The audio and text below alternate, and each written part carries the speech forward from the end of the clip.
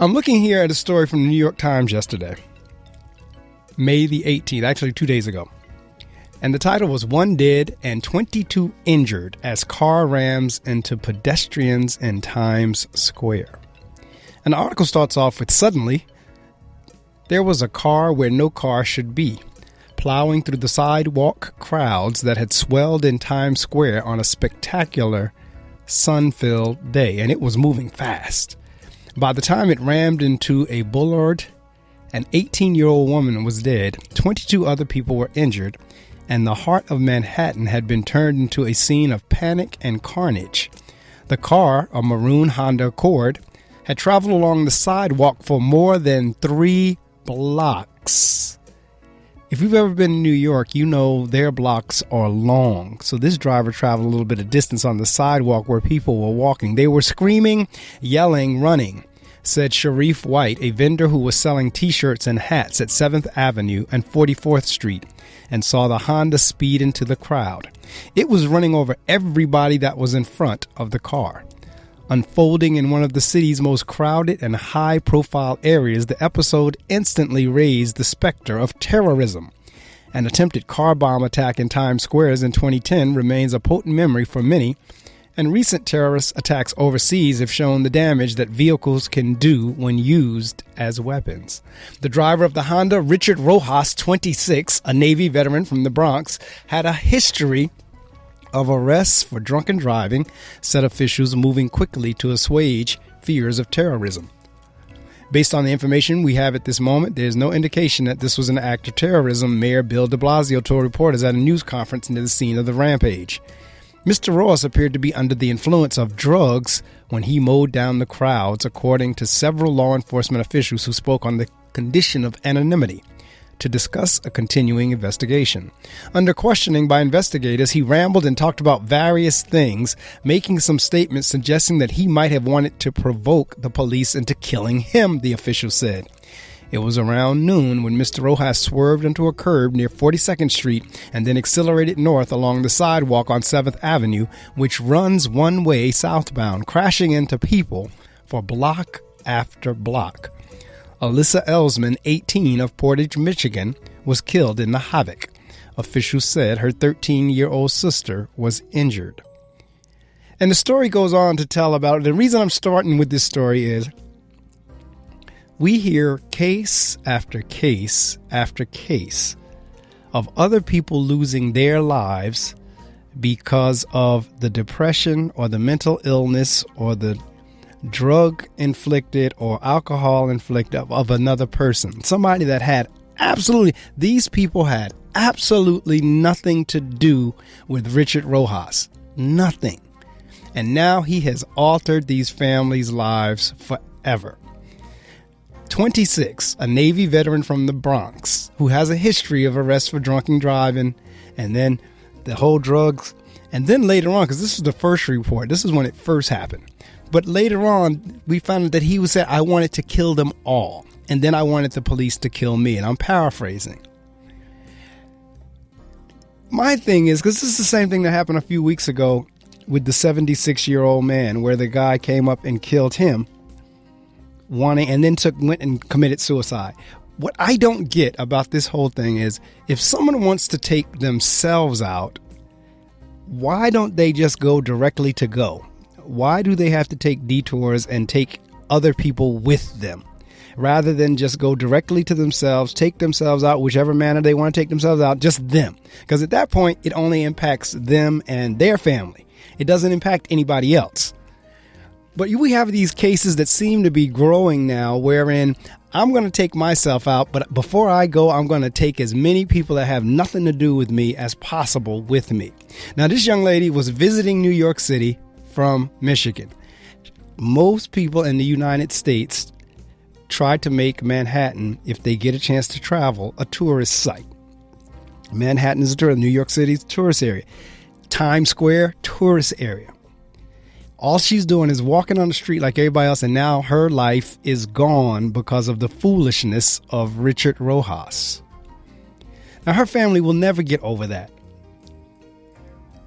And all the other folks who've been hurt, we don't know they have life-threatening illnesses and injuries.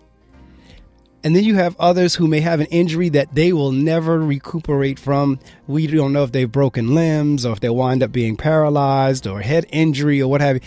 All they were doing was on a spectacular sunny afternoon, as the article put it. All they were doing was walking around, looking at the stores, looking at what was the billboards, looking at the advertisements, talking with their friends, whatever they might have been doing.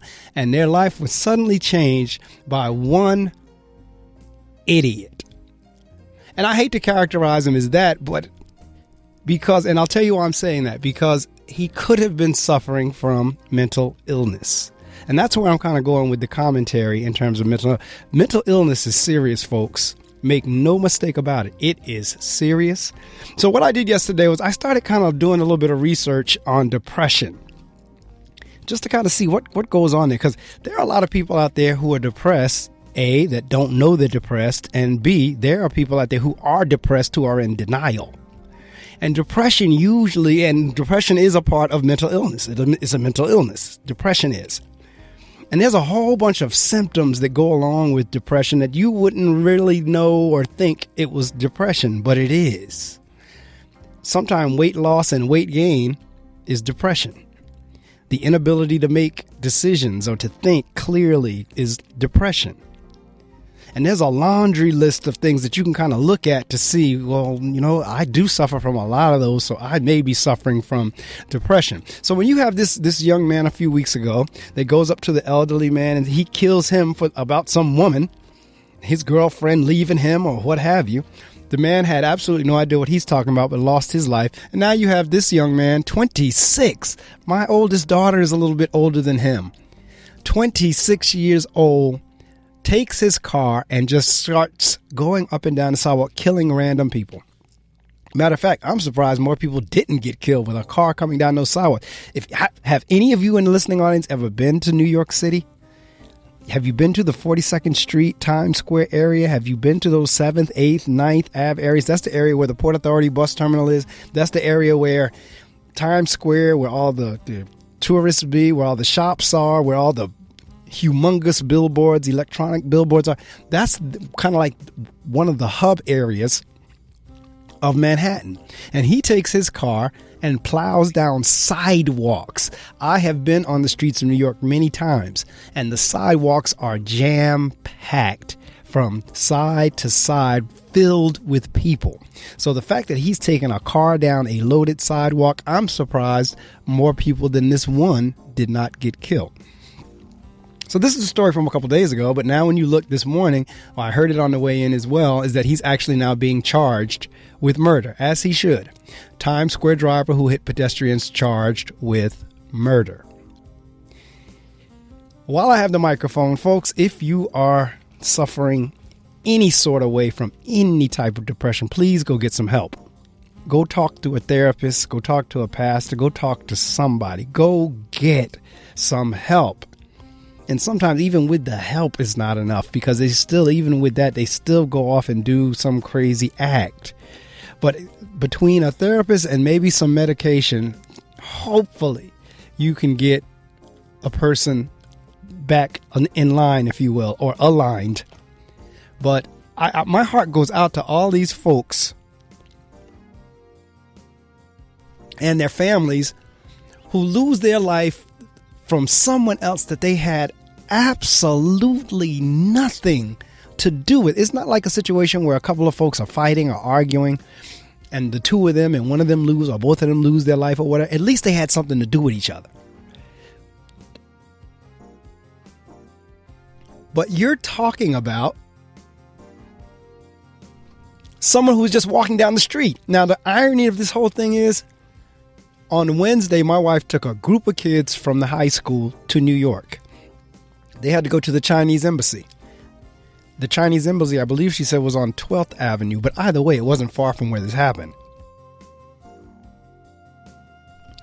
God forbid that would have been on Wednesday or in the area that they were, and he plowed that car into her group of students or into her. My point is, we just don't know. We just do not know where death lurks. We do not know when our time is going to come to an end, how it's going to come to an end. But it is just really frustrating to keep hearing about people taking people's lives that have just nothing to do with them. Give that some thought for a couple minutes as I play the music, and I'll be back with you, and we'll talk a little bit more. At 7 o'clock, Allison Vaughn joins me. We're going to talk about her book, Ms. Goal, Goal, Digger, Digger, how success is sexy. So we're going to talk about it at 7, let somebody know, but I want to come back and talk a little bit more about this mental illness and depression thing, just to make folks a little bit more aware. And if you're dealing with someone who's depressed, try to get them to get some help for themselves. You can't force a person, but try your best to get someone who is suffering from, because depression.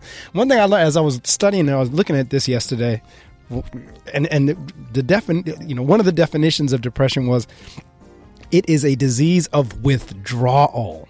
And it was a very short sentence, but when I looked at it, it really gave me something to think about. Depression is a disease of withdrawal. That means you start withdrawing from everybody. You start withdrawing from situations. You start withdrawing from yourself. You start withdrawing from life. That's what depression is all about. So we'll talk about that a little more. Stay there. Don't you dare move. I'm going to share some more information with you, or rather not share any information. I'm just give you a little musical break to think about some of the things I just said. Again, that story was the 26-year-old driver took his car, drove down 7 New York City blocks, picking off people like bowling pins. I mean, really, that car was just like a bowling ball hitting bowling pins as it's going down the blocks on 7th Avenue.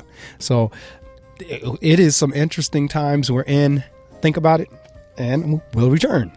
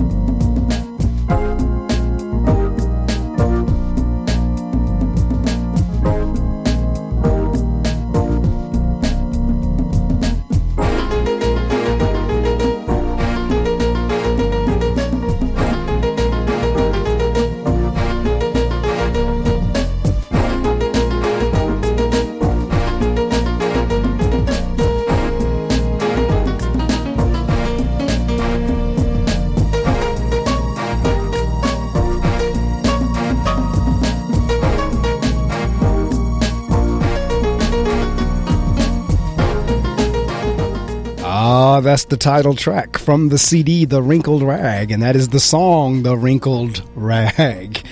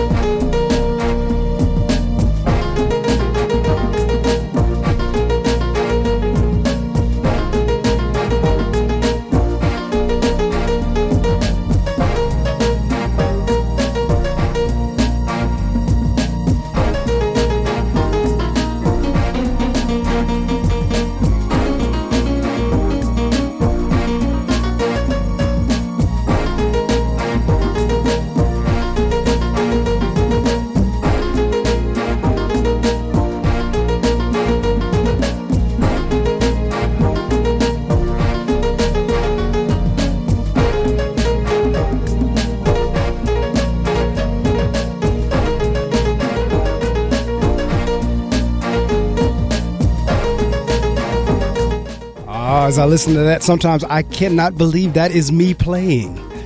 I'll listen to that and say, wow, that was me. It's hard sometimes for me to sit there and listen and say, that was me.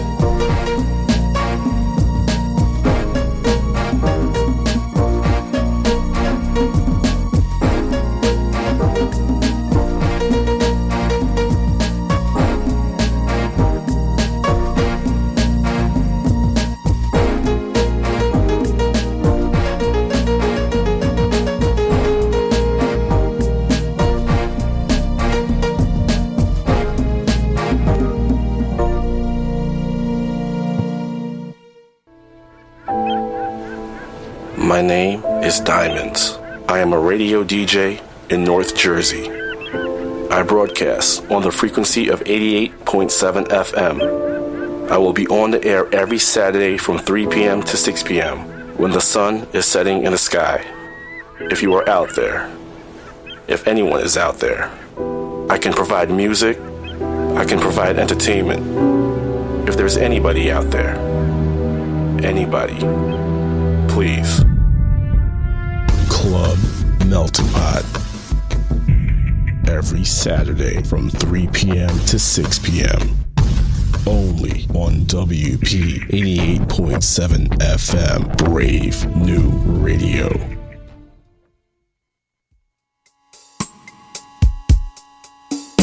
All right, welcome back to the Reading Circle with your host, Marc Medley. For this first hour in the Reading Circle, we're actually reading from various news articles, and I'm keeping them in line with the topic of depression and mental illness because it is that serious and continues to get even more and more serious. I was referring earlier to a story that actually occurred in April, and this was the title on it says, "Elderly man in Cleveland shot, killed on Facebook Live."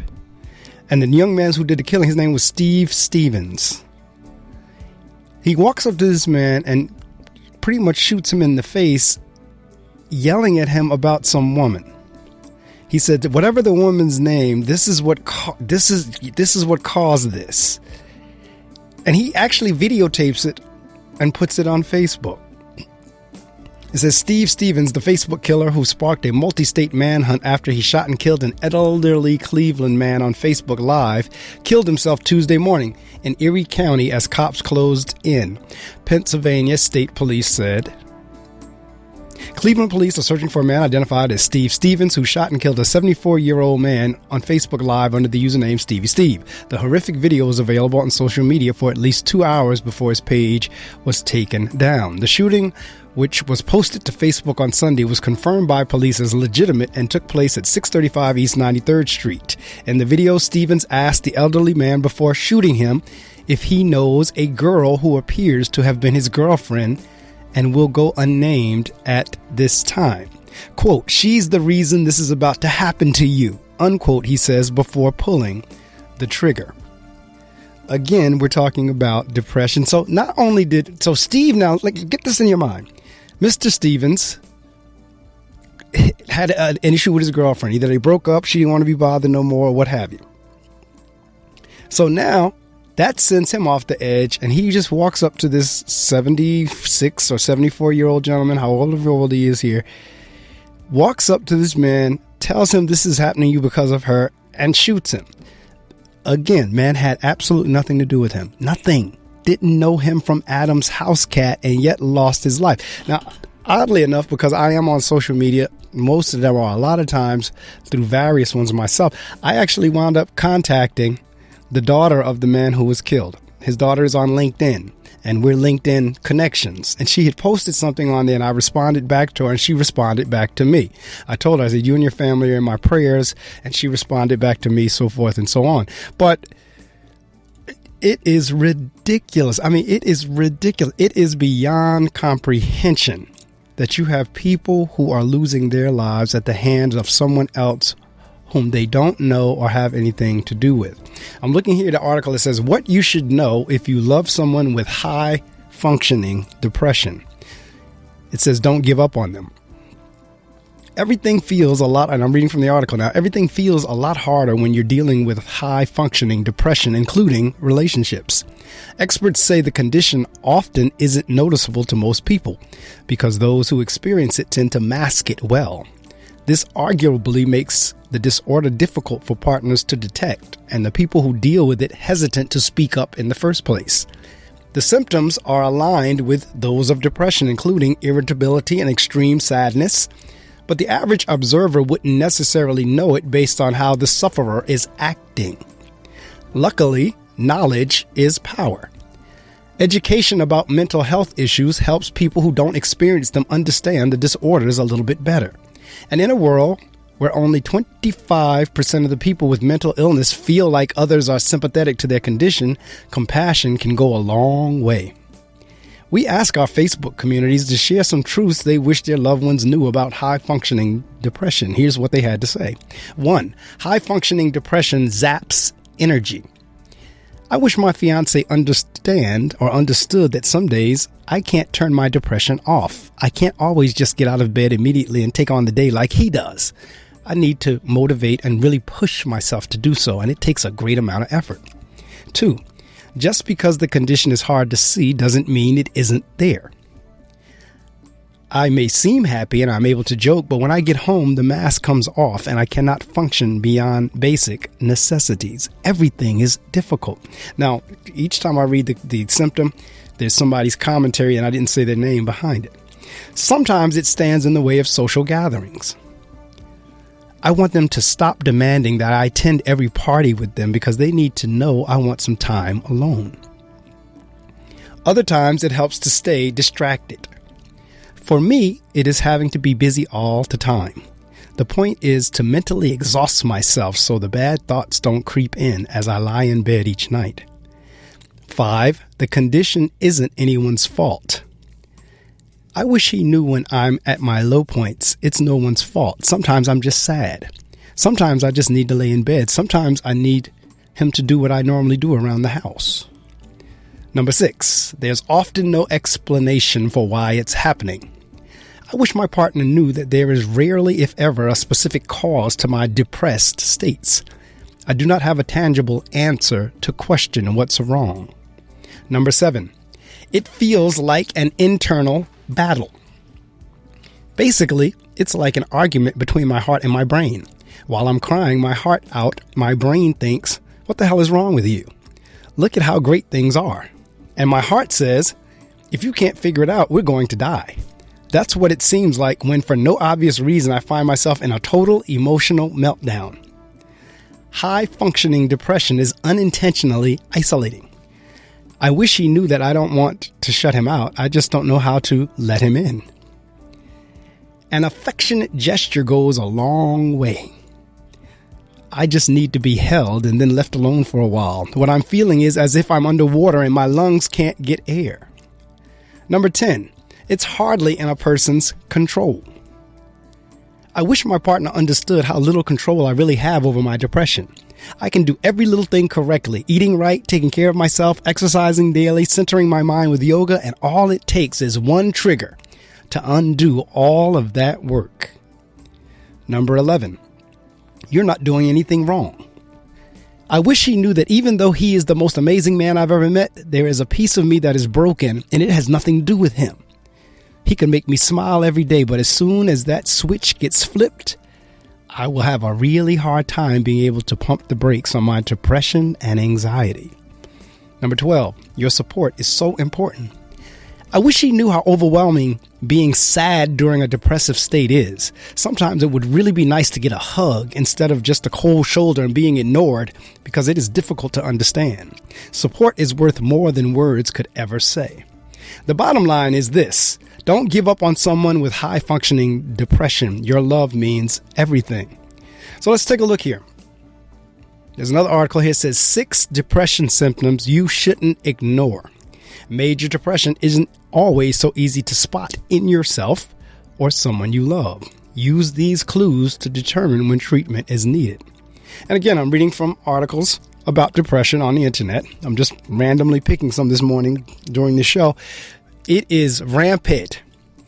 Many cases, folks don't know it. Many cases, folks do know it, and they're in denial. And then it continues to lead more and more into these acts that we are seeing, which ultimately leads to someone getting killed. Going to the article, everyone feels a little down in the dumps now and then, but sadness and withdrawal can become crippling, putting you at risk for a number of serious conditions and consequences, including suicide. Depression symptoms aren't always as obvious as frequent crying and overwhelming despair. Oftentimes, the changes are subtle, and the person may not notice, but their friends and loved ones may, says Bodie W. Dunlop, Doctor, or MD, Director of the Mood and Anxiety Disorders Program in the Psychiatry Department of Emory University School of Medicine in Atlanta. There's no one pattern. Depression symptoms may gradually progress from the mild, such as choosing to stay home to watch TV instead of going out with friends, to the more severe, such as thoughts of suicide. Or someone may go from seeming perfectly happy to being totally depressed in a matter of days or weeks. The progression varies from person to person. Depression symptoms are particularly troubling if someone displays more than one, or if they persist for more than 2 weeks, says Simon Rigo, psychological doctor, associate professor of clinical psychiatry and behavioral sciences at Albert Einstein School of Medicine and director of psychology training at Montefiore Medical Center in the Bronx, New York. To help you recognize depression that warrants concern, whether in yourself or a loved one, here are 6 depression symptoms, some of which you might even find surprising, that you should not ignore. Number 1, trouble sleeping. Despite being slower in demeanor and motivation, depressed people often lie awake at night unable to sleep, says Sarah Altman, Ph.D., a clinical psychologist in the Department of Psychiatry and Behavioral Health at the Ohio State University Wexner Medical Center in Columbus. On the other hand, some depressed people may find it difficult to get out of bed and may sleep for long periods of time during the day. Number 2, loss of interest in favorite activities. Some people turn to hobbies they enjoy when they feel blue, but people with major depression tend to avoid them.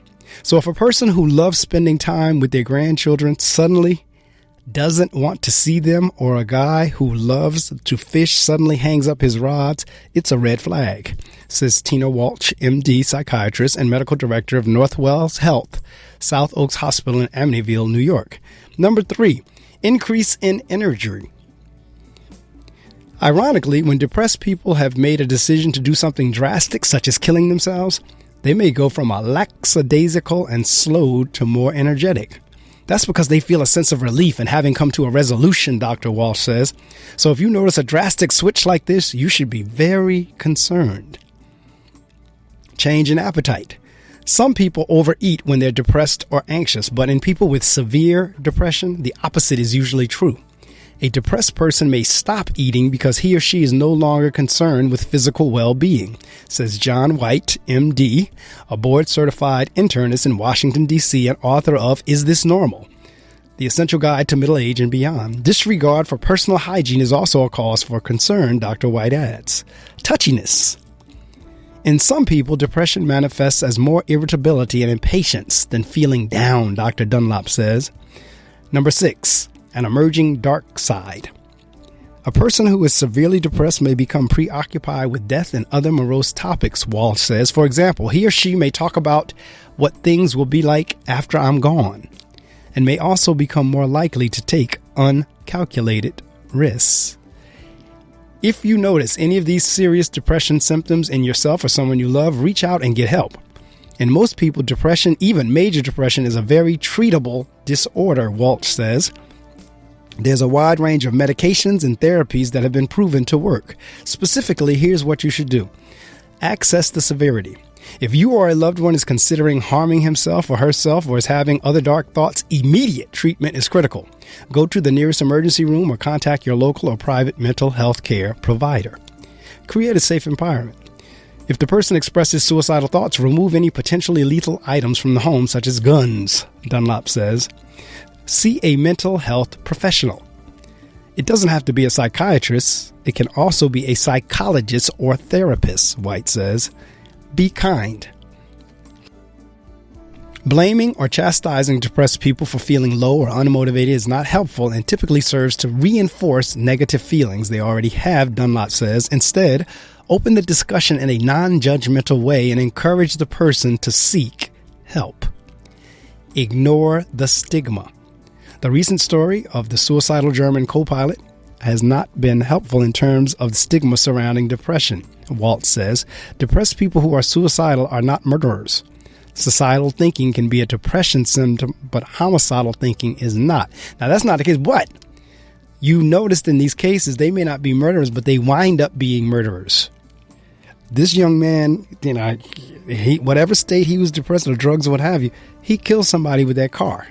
The young man that was depressed and distraught over his girlfriend killed that elderly man and then ultimately killed himself. Look to resources. There are many organizations that have online resources about depression.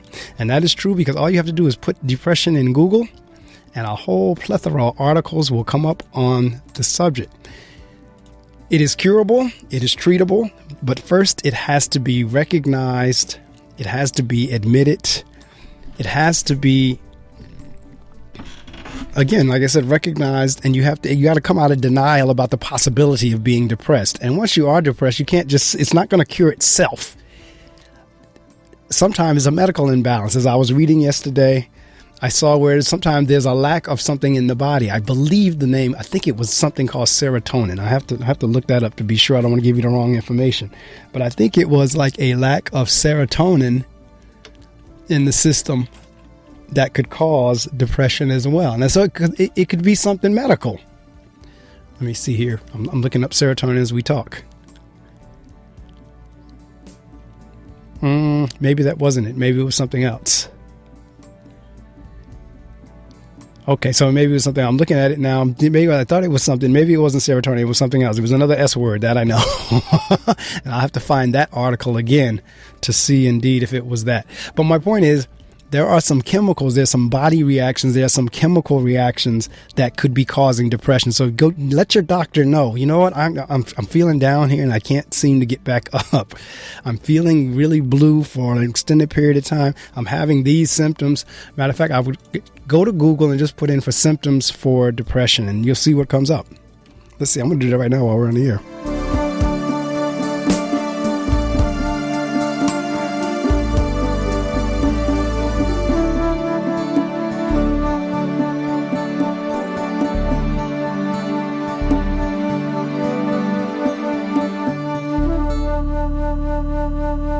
All right, let's see. So I did that. Let's see. Now I'm looking at something from Prevention Magazine. 9 surprising depression symptoms.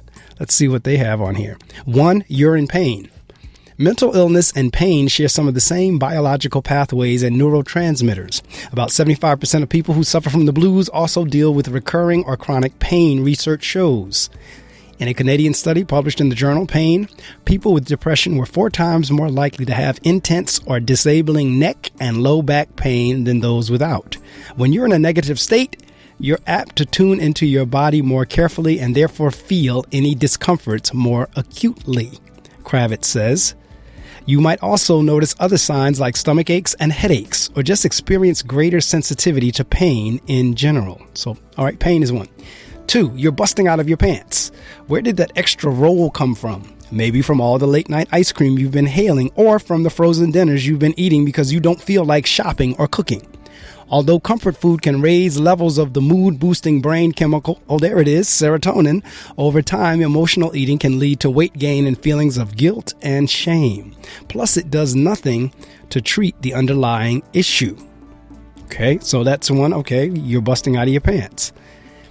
3, you have a short fuse. If the slightest mishap sends you into a rage or grouchy or is your new normal, you may be in a blue funk. In a 2013 study published in the journal JAMA, that's JAMA Psychiatry, 54% of people with depression reported feeling hostile, grumpy, argumentative, foul-tempered, or angry. Once you're on the negative side of the house, you're more accessible to the rooms where other negative moods hang out. Irritability, frustration, and anger, says Simon Riegel, psychological doctorate, associate professor of clinical psychiatry and behavioral science at Albert Einstein College of Medicine. Number 4, you feel nothing. Feeling blah, neutral, numb. Most of us have motivations that get us out of bed in the morning. Whether it's work, exercise, socializing, or making breakfast, said Rigo. But for people who are depressed, those pulls dry up. And things that once brought tears or smiles now barely register. This kind of zombie behavior is a hallmark sign of mental illness, and it can make you seem cold, distant, or aloof, pushing away the people who would otherwise give you love and support. Your evening cocktail is now 3. If you're having several glasses of alcohol every night, it's probably more than a rough day at work. Nearly 1/3 of people with depression also have an alcohol problem, research shows. 6, you're glued to Facebook, or gambling, or shopping, basically doing anything in excess, especially online. Several studies confirm that people who go online compulsively and have more virtual social interactions than real ones may be depressed. Number 7, your head is in the clouds. Daydreaming a lot lately? About becoming a movie star, falling madly in love, how your friend's kid is smarter than yours, or the boss has it in for you? Psychologists from Harvard University have shown that we're happiest when our minds are firmly rooted in the present moment. And when our minds wander, it can make us wistful, anxious, and unhappy. Number 8, you can't control your mind, or you can't make up your mind. We make upwards of 70 conscious decisions every day. Columbia University research shows, and most of them are no-brainers. Snooze or wake up, get dressed or stay in pajamas, eat oatmeal or eggs, read or watch TV. When we're depressed, those cognitive processes take a big hit, says Rigo. Little things we normally don't think twice about suddenly become weighty decisions. Number 9, you've stopped combing your hair. Even if your grooming routine was modest to begin with, it may disappear when you're depressed.